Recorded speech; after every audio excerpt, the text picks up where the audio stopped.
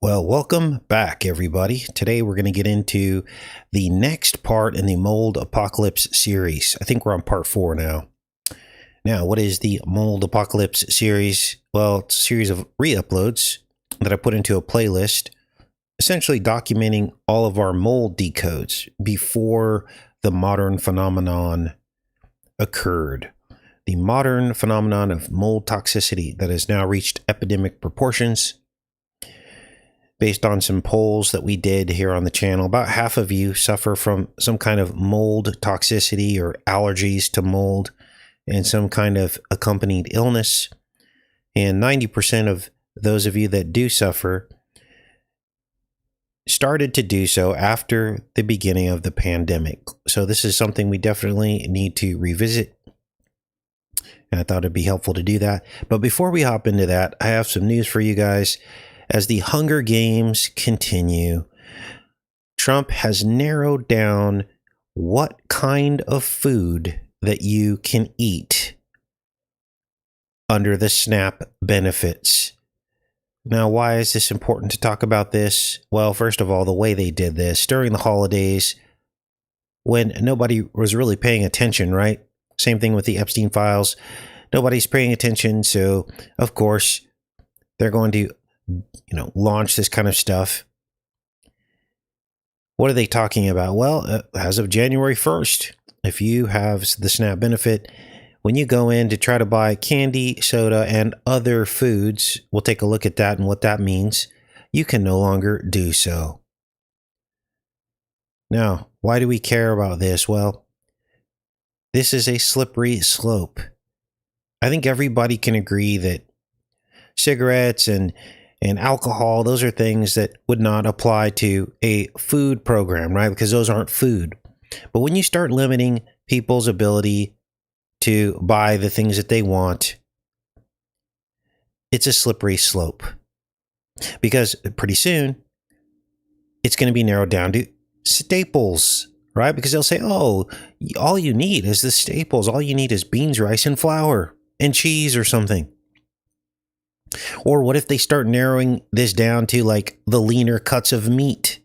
Like you can't have premium items anymore, right? Oh, you can only have ground beef. You can't have a steak. You can't have shrimp or something, right? Now, they're starting with the snack items because it's a gradualism. They can get everybody on board with the snack items, right? Because people say, well, you don't need snacks. But do we really want our government telling us what we can get with our SNAP benefit? Because what's next? Staple items, or what's next? Social media screening? What if they say, one day, you don't qualify for the SNAP benefit because we looked at your social media and according to this benefit, you're not able to get that. Now, never forget, this is not about health. I'm not advocating that people, be able to be unhealthy by getting snack items. That's not what we're saying here. This is about autonomy. This is about freedom of choice.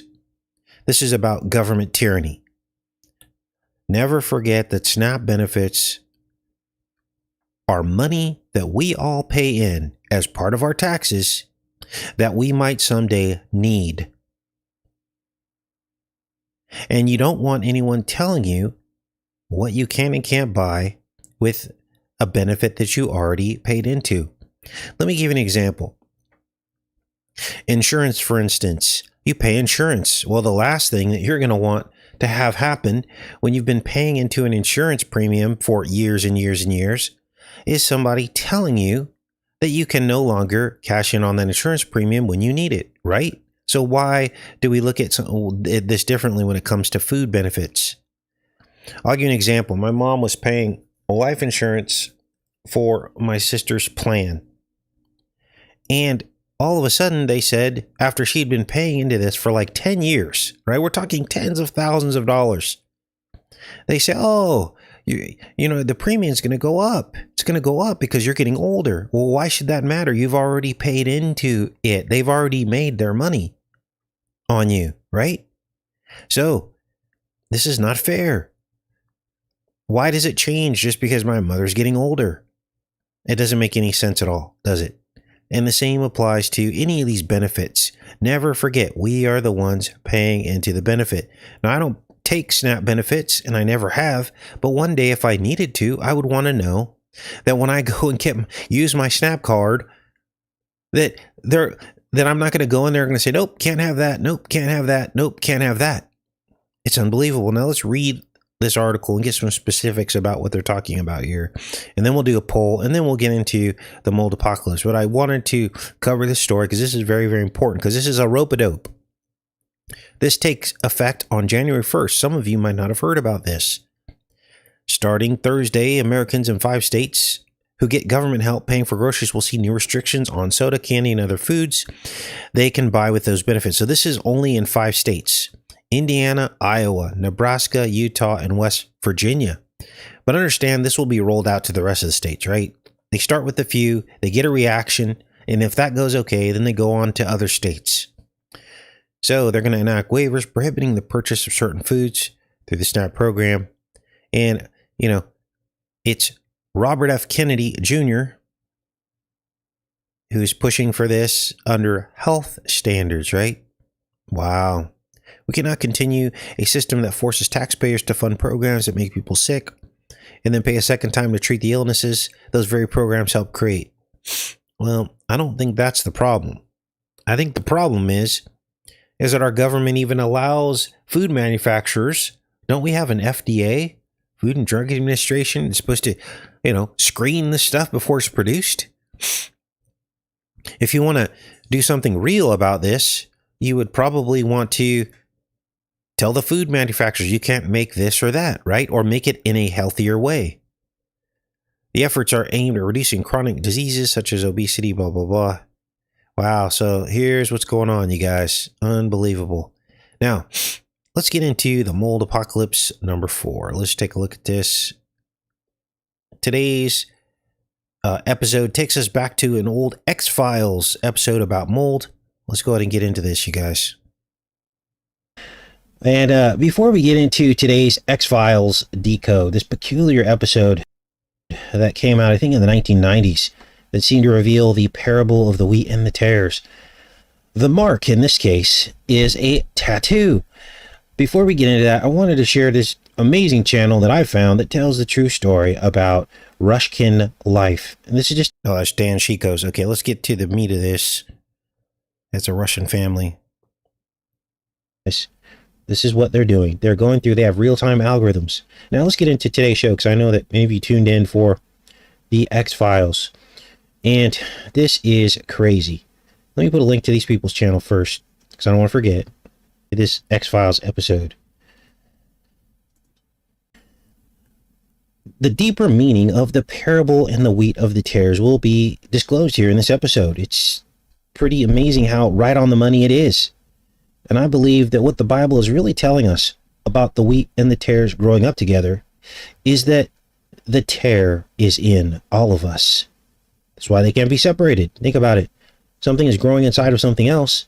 You can't tear it apart. You can't separate it. That to me makes more sense than, oh, there's a race over there and a race over here. It's more like an inner struggle, an inner demon, an inner battle that we have to fight throughout our life.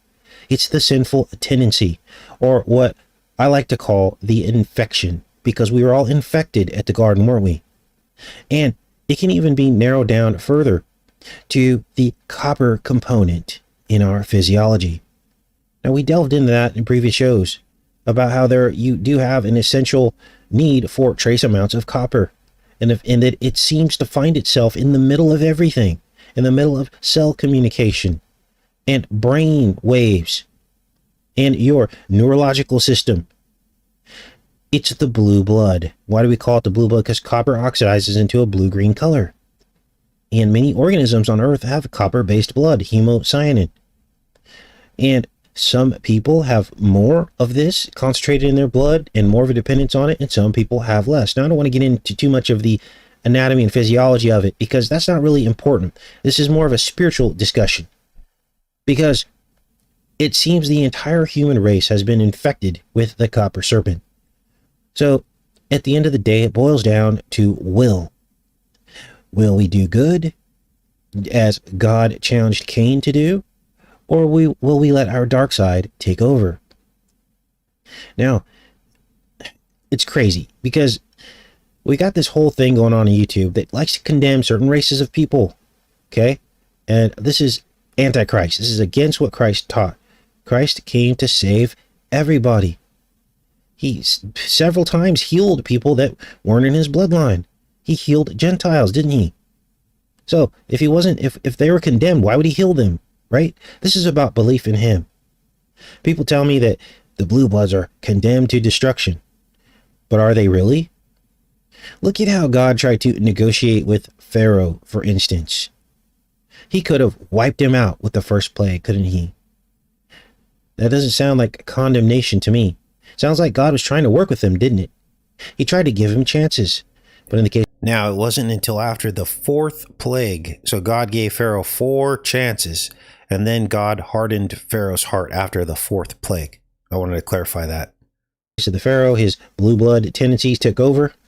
Probably much more concentrated than in the rest of the general population, because the pharaohs, talked about the serpent and worshipped the serpent.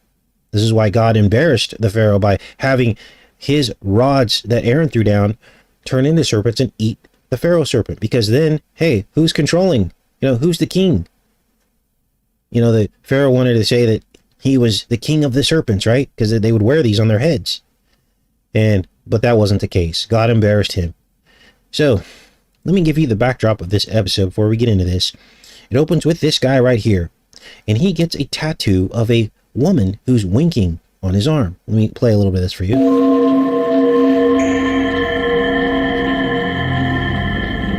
There it is. And the tattoo says, "Never again." Now, this guy comes out of a failed relationship in which he was humiliated by his previous girlfriend, and she took his children. And so he goes to the tattoo parlor. He gets this tattoo, "Never again." Like, I'm never going to go through that again. And he basically becomes a woman hater. But here's what happens.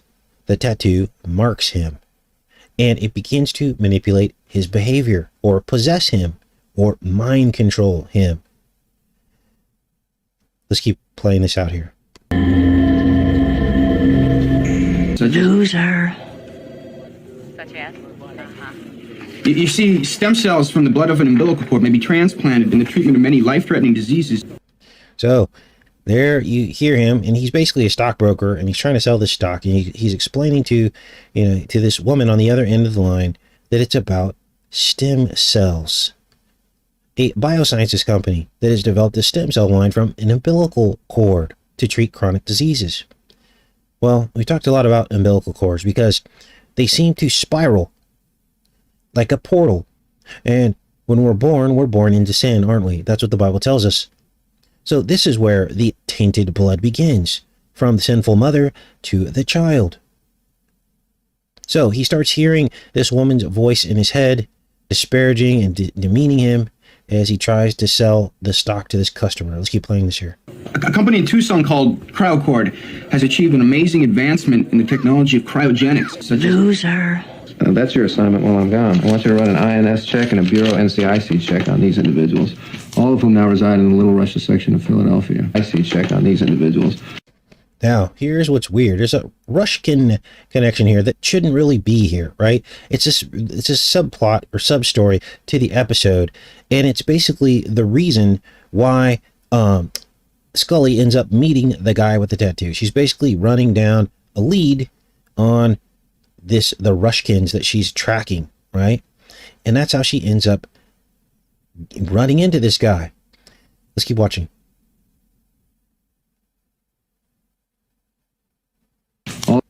Now, let me stop again. What could this mean? I don't really know what this means, okay? To be honest with you, I don't really know. Other than maybe this is a timeline of some kind. Because as we get into this, you're going to realize that this whole story and plot seems to overlay and be a metaphor for everything we're going through right now. With the smack scenes, with the Rushkins, and everything else. It all seems to tie in together with the labs and everything. Now, on Saturday, I uploaded a video from a video game called, what was the name of that video game? siphon filter. And siphon filter in the video game is the name of a virus that selectively takes out people of certain races. This came out in 1999, you guys. And it's set, part of it is set in the Ukraine. There's catacombs, just like we just discussed in Odessa. So we're going to break that video game down. I just uploaded screenshots from it. I asked you guys to try to make it viral. I think it's got about 12,000 views right now. But what that really needs is for me to go through it and talk about it, because it's so obvious it actually hurts. You can see, listen, and read for yourself that it's almost the exact plot line of what's happening right now in the world. So maybe that's what this has to do with this whole Rushkin component to this. Let's keep watching. All of them now reside in the Little Russia section of Philadelphia. You and me. As long as I'm with you, no one will ever hurt you. Attaboy, lover. From now on, I'm your right-hand gal. So the tattoo starts talking to him. He's got schizophrenic tendencies here. And she says that she is his right-hand gal. You guys, what she's talking about here is the mark on the right side, or the right hand.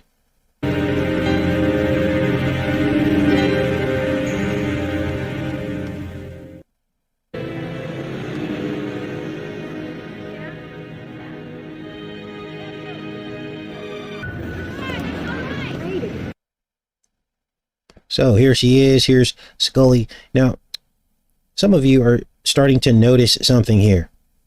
That there's this red component, this red hair component to all this, right? And what could that possibly mean? Well, without getting hung up on race and all these things, they use this as a symbol, okay? This is why we shouldn't get hung up on race. It's the same way, like, you know, the evil one uses owls as a symbol. That doesn't mean owls are evil, or monarch butterflies, right?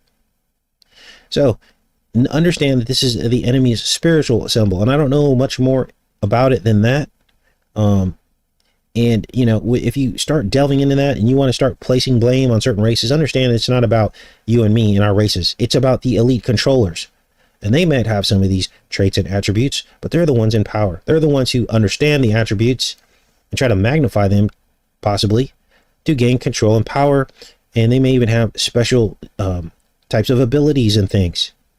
So understand this is about control and power. It's about good and evil. It's not so much about what you look like or where you're from or your physical attributes.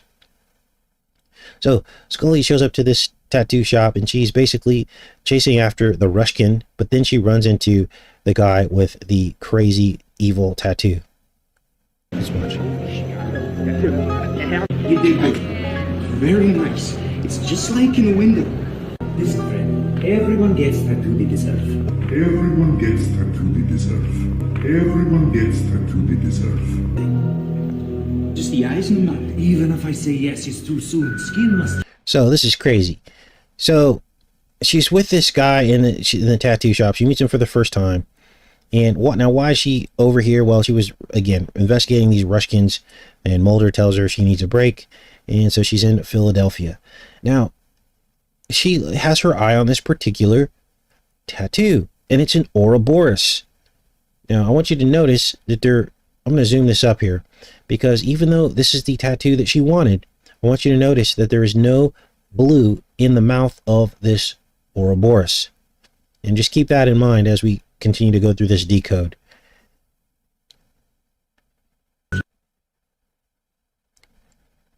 I'll pay you anything. Miss, you.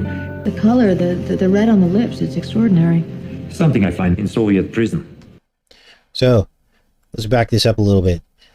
So, the guy says, look, you get the tattoo you deserve. And this is the subliminal lie, that terror blood makes you unredeemable, okay? This is what the enemy wants you to think. Because if you really believe that, then what are you going to do? Most people are going to wage war against God, aren't they? If they think they're unredeemable, then what's the use in trying? So that is a lie, okay? We're all watered down with some of this. Cain was marked by God, but his bloodline mixed with most of humanity down through the ages, somehow leapfrogged across the flood, survived the flood, because then we have the Hamite line that came through that created the ancient pharaohs, which were also giants. Nephilim, we have many stories of Nephilim giants down throughout the Bible after the flood. In fact, these were the main armies that the Israelites were fighting. They were giant armies. They were Canaanites. They were massive. Many, many stories for those that want to look. The only bloodline that we know for sure remained pure were Jesus' ancestors from the tribe of Judah, one of the 12 tribes of Israel.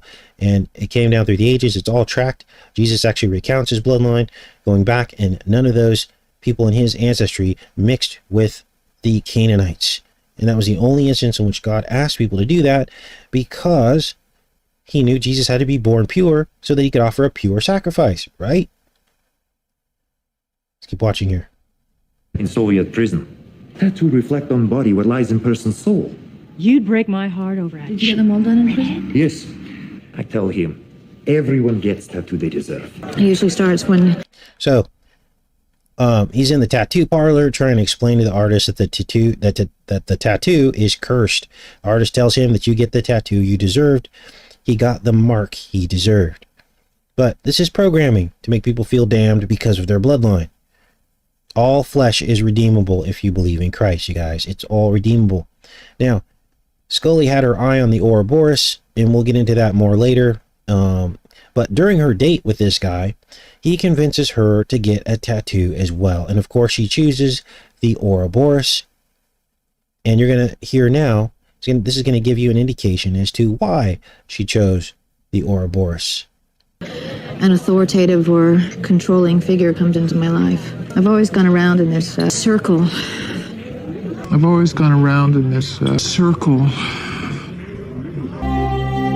So she says that her life tends to go in cycles or circles of dysfunction. Now, this is meant to make you feel helpless, okay? Because life does feel like we're going in circles, doesn't it? Some of us keep repeating the same mistakes over and over again. But there's no need to feel helpless or hopeless, because the way out of the circle is to step outside of it and be with Jesus. And Jesus helps us do that, doesn't he?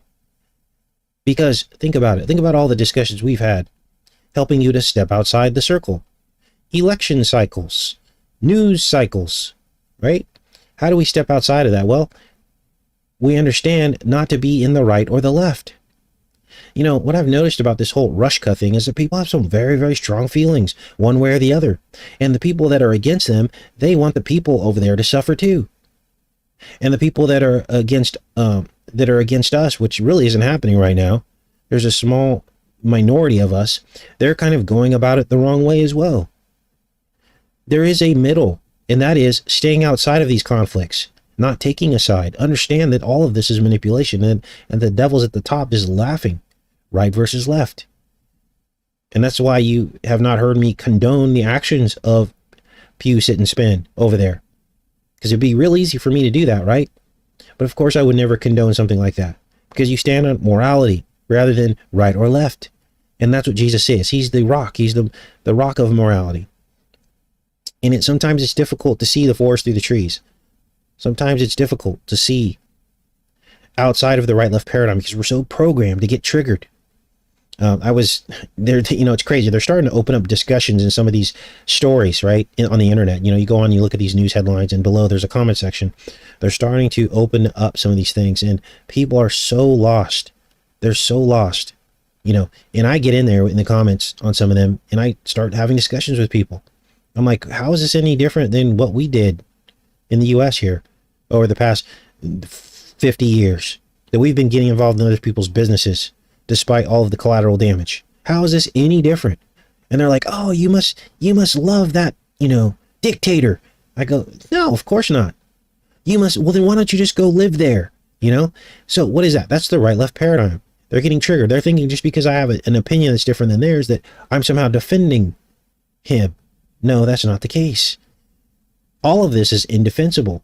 What I'm pointing out is a hypocrisy and how we can get away with one thing and not get cancel cultured, doing something a million times worse than what he's doing right now for far less of a reason. We've justified these kinds of actions in places that are nowhere near our borders. So, you guys, we're living in strange times right now. We're living in very strange times where people are starting to lose their mind. They're losing their ability to think critically. They're engaged in team warfare. In other words, anything for the team. My team wins. No matter what my team does, no matter how dirty and mean and ugly and evil they are, it's my team, and I'm going to stand up for my team. And when you have people thinking in that way, it is a very dangerous time to be living in.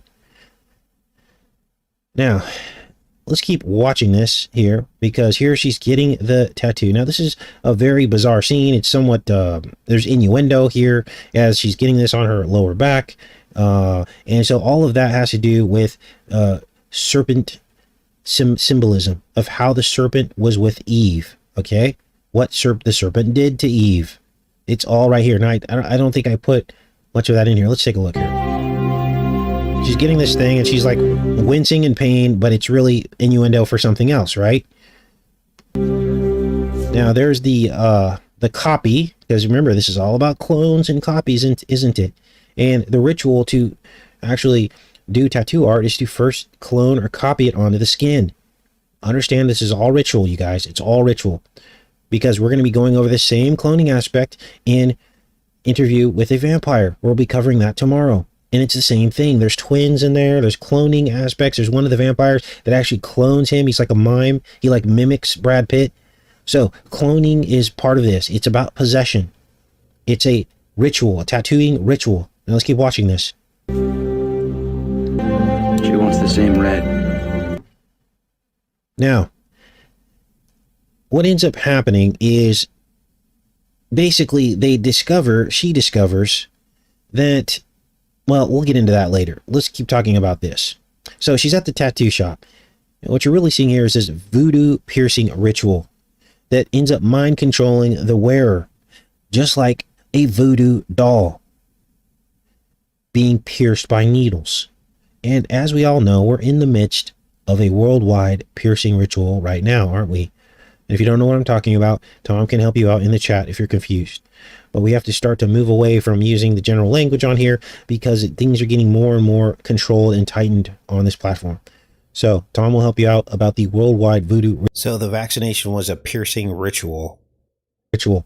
Now, the ink of the tattoo is significant in this episode, as well as in real life. We did a study last week about the huge toxic release of copper that's unbound from blue and green inks when you try to remove them. Now, the blue and green inks by themselves, tattoo ink, do not, they contain copper, but it's bound. It's basically not bioavailable for your body, so it's not dangerous. It isn't until the removal process. Now, that brings a strange scripture to mind. You can't pull up the tares without pulling up the wheat with it. Isn't that interesting? When you remove the copper, when you remove the blue and green inks that are copper laden, it releases it, which could kill the host in extreme instances, of course. So we have another metaphor, don't we, that ties in spiritually into this ritual. Now, the plot of this episode says that the red blood in the tattoo dye, or the red dye, is what's infected with this pathogen that causes hallucinations. But it isn't the red blood at all that's causing this, in my opinion. And they like to do these kinds of opposites, right? They'll tell you it's one thing, but it's really the exact opposite of it. So in the episode, it's the red blood that they blame on having this pathogen, but it's really the blue blood. And I'll tell you why. The blue ink. Because remember the blue eyes of the girl in the tattoo. They're very striking, aren't they? And that's why she's winking, because they're drawing attention to the eyes that are blue. Let's go back here and see if we can find that. So, there's something else afoot here, isn't there? Let's let this play out a little bit. See if I can find it. There it is. See this here? The striking blue eyes, and the tattoo moves. So it can go, she can wink, or she could just have her eyes open. So that's really what they're talking about here. It isn't really the red. The red could be the whole, that could play into the whole Scully and the red hair thing. But it's really the blue. Let's keep playing this here. In Soviet prison. Or controlling. I've always got. She wants the same red. Now, ironically, it's Scully who's able to fight her sinful tendencies, even though she has Wants the same red, the red hair, right? like mine. Now, you're going to see this whole red-haired symbolism thing throughout these kinds of episodes and films. This isn't the only place where you're going to see this, because later in the week we'll be covering the next season of Raised by Wolves, which is another series that came out. This is the second season, and it's all the same thing. There's a red-haired woman who worships the artificial intelligence. She worships serpents. But again, don't get hung up on trying to associate blame to people with red hair or, the whole RH negative thing. I don't think that really plays into this unless you're in the elite. This is much more of a secret society and power thing than it is about physical characteristics. I feel different. It's like, I don't know how I feel about that. It feels weird. I can't see it. The resident downstairs, Kay Schilling, was reported missing. Some blood was found in her apartment. Now, so the guy kills his neighbor because he thinks that she's talking about him because his tattoo takes over his mind and causes him to kill his neighbor. And what do they find in the blood? They find ryegrass mold in his blood, which he got from supposedly the red ink. But again, we determined it wasn't really the red ink, it's the blue ink. Let's keep watching here. Not hers. It had some abnormalities. Well, a preliminary toxicology report found this substance in the bloodstains. Blood type was A, and hers was O. So here it is, ryegrass.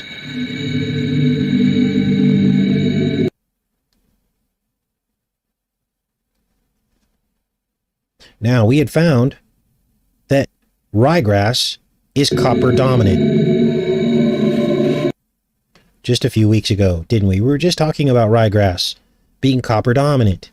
And we were talking about it was the likely candidate for the notorious tare mentioned in the Bible that grows up along with the wheat. That even biblical scholars had done research and they associated ryegrass with the likely candidate to be the tare.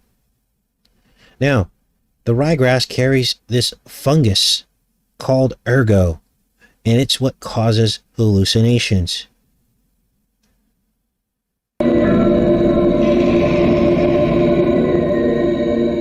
So, we're back in 2025. Are you guys seeing the connection here? The shot, the needle, the fungus, the mold, the ergo, the wheat, and the tares. Whoa, let's keep listening.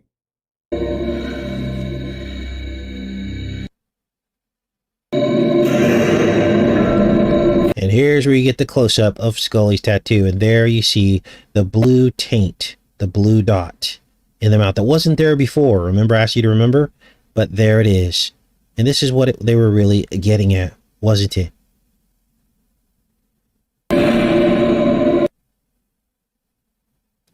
The blue copper is the taint. When blue tattoo ink is removed, the copper releases into the bloodstream and can have toxic effects. So, what I don't show here is that Scully does confront the guy and tells him to try to overcome his urges. So again, this is all about tendencies, sinful tendencies. And so I looked up this ergo that's mentioned in the episode, and lo and behold, ergo is a fungus. And it affects wheat as well in some instances. And what's interesting about ergo is that it can induce the loss of offspring in the womb for both humans and livestock. Here's the Wikipedia page here, and I'll put this in the comment section. I'll pin it in there. But it goes on to explain that this is actually used to induce a spontaneous loss of the child in the womb. So here you have it. Wait, what? Wow. So the mold is like in the wheat, the ergo, it's like a fungus, actually causes termination of pregnancy. Wow. Population control. Let's keep watching. Direct reference to the war of the serpent on the seed of the woman. Wow.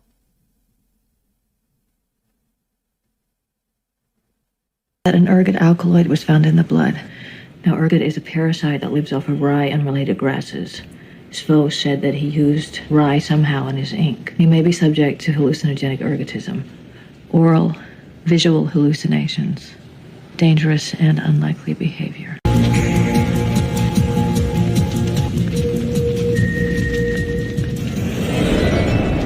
So the guy tries to burn it off of his arm. It doesn't work. And Scully realizes she's marked with this tattoo.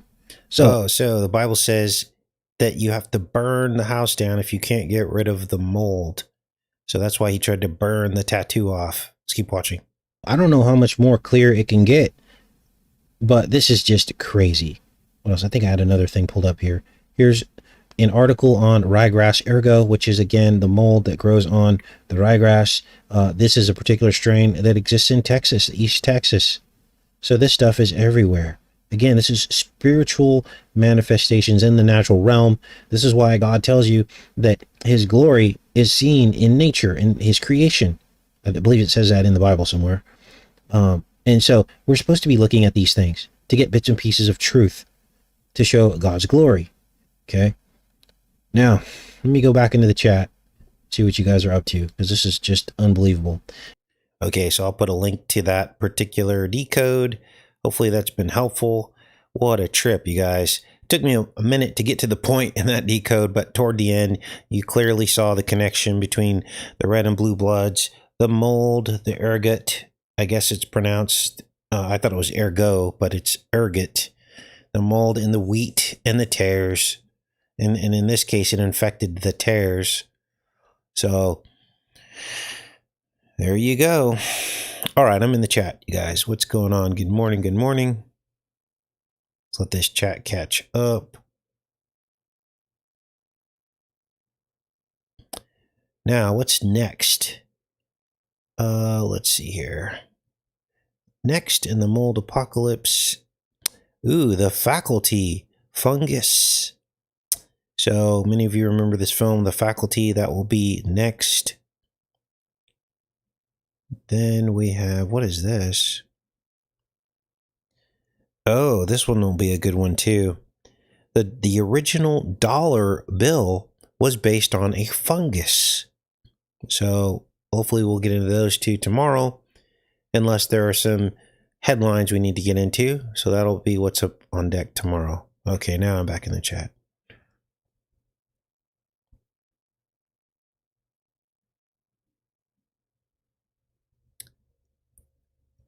Good morning. I guess it's New Year's Eve, isn't it? Wow. 2026 right around the corner.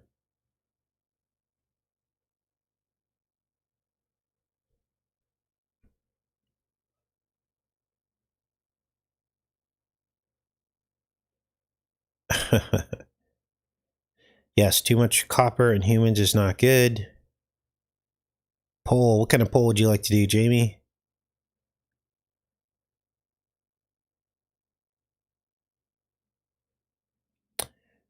Ergot, Argo, Arc.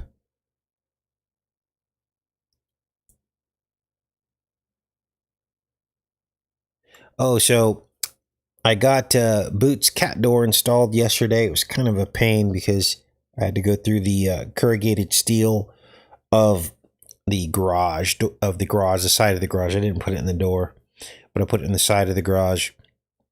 So he is officially trained to go in and out of the door. I put him out the door, and then he came back in the door. So he knows where the door is now.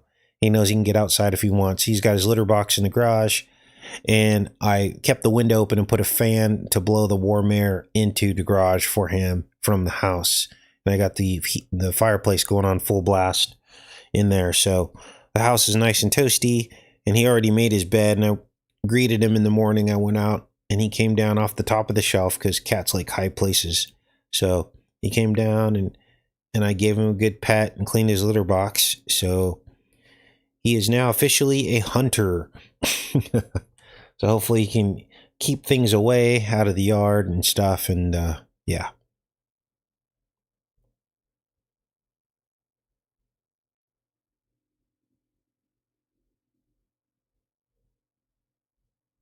Yes, Boots is very affectionate cat. And he tried to post up in my bed. And I was like, bro, don't get used to that because you're going to be hunting at night while I'm sleeping.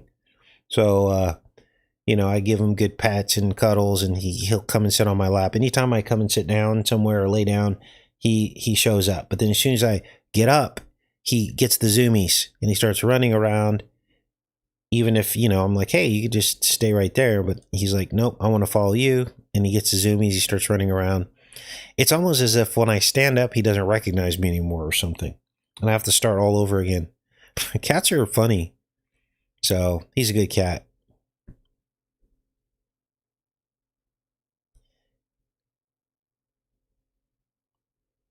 Yeah, Boots is earning his keep.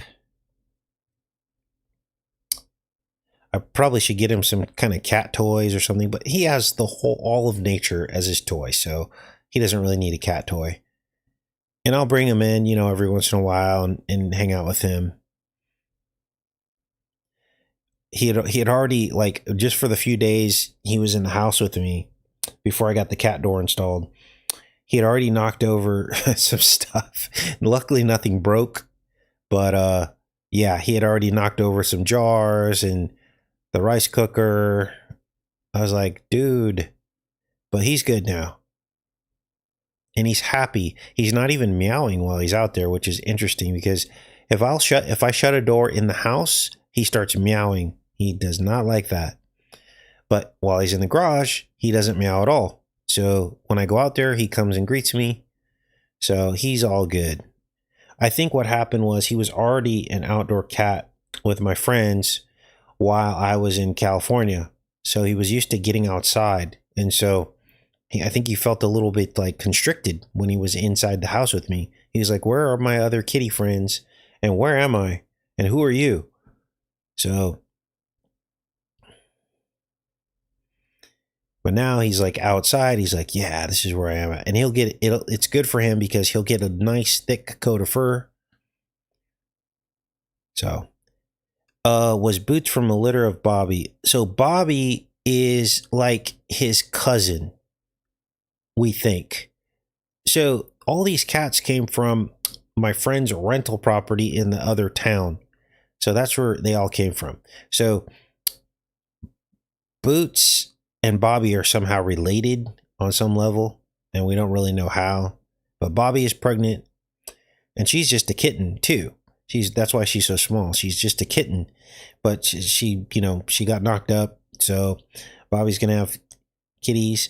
And then Boots, he's been fixed already before they gave him to me, and he's only 6 months old. So he's probably like a sister or brother or cousin. They're all from like the same. So yeah, Marcy said, told you doors shut to a cat is like kryptonite. Yeah, it's true when he was in the house with me, but now that he's in the garage, he doesn't meow at all. It's like he doesn't care. It's like he knows he's outside, maybe. I don't know. Like I said, cats are strange. I'm still figuring them out again. I haven't had a cat in like 20 years, so it's kind of new for me too.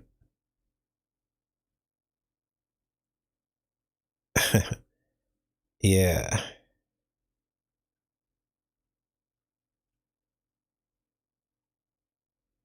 Now, if this works out, I mean, I could do a second cat. Really, they keep each other company. But it's funny because over at my friend's house, the cats don't really get along.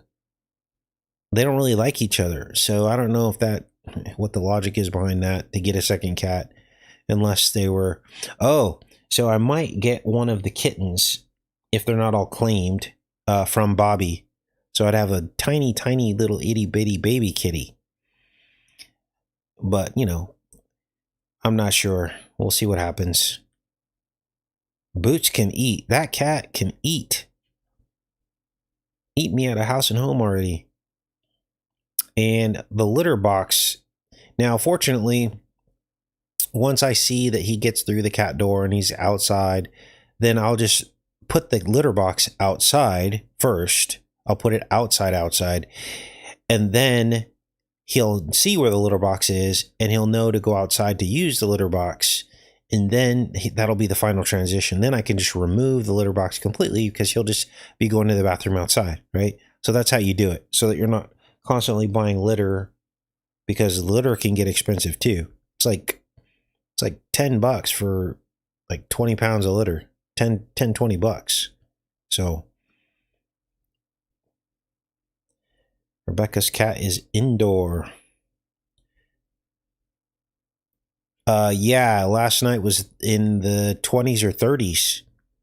And so therefore I had the window open and I had a fan blowing the warm air into the garage. So he was fine. He was not cold. He was not meowing because they're like built for that, you know? So he was cool. And then I bought him a hatching lamp for chickens. So that's what I'll put in there for him instead, so I don't have to leave that window open. I'll just stick it right on top of where he sleeps, and he'll be fine with that. That'll be perfect for him. Might even be too hot for him. Get a female cat and fix her. They should get along. Oh, thanks for that.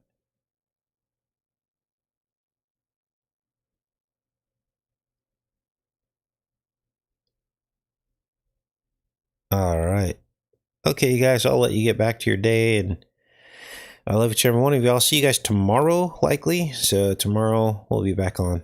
Have a great rest of your day, everybody. Much love.